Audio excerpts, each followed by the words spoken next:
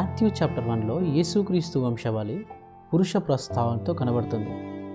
యూదా ఆచార ప్రకారం యూదులు తమ వంశావళి రాసినప్పుడు పురుషుల పేర్లు మాత్రమే వ్రాస్తారు. దీనిని ప్యాట్రియార్కల్ డామినేషన్ అంటారు. కానీ దీన్ని క్లీన్గా అబ్జర్వేషన్ చేస్తే ఇక్కడ కొంతమంది స్త్రీల పేర్లు కూడా ఉన్నాయి. వారెవరనగా తామారు, రాహాబు, రూతు, ఇండైరెక్ట్ సెన్స్లో బెత్షెబా గారి పేరు కూడా ఉంది. మారకు ముందు వీరి జీవితం చూస్తే అంత గొప్పగా చెప్పుకునే జీవితం ఏమీ కాదు.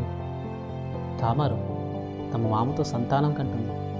రూతు అన్యురాలు, రాహాబు వేశ్య, ఇండైరెక్ట్ సెన్స్లో ఉన్న బెత్షెబా దావీదు కంటే ముందుగా తనకు భర్త ఉన్నాడు. ఇదంతా ఎందుకు చెప్తున్నా అంటే, మారితే ఇలాంటి వ్యక్తుల్ని దేవుడు బహుగా ఆశీర్వదిస్తే, మారితే ఇలాంటి వ్యక్తుల్ని దేవుడు తన వంశంలోనికి చేర్చుకునే గొప్ప ధన్యత ఇస్తే, ఈరోజు నేను మారితే దేవుడు బహుగా ఆశీర్వదించడా? మారితే దేవుడు ఎలాంటి వ్యక్తినైనా యాక్సెప్ట్ చేస్తాడు. మారి ప్రస్తుతంలో నీతిగా నిజాయితీగా బ్రతికితే భవిష్యత్తును తీర్చిదిద్దగలిగిన గొప్ప దేవుడు మన దేవుడు.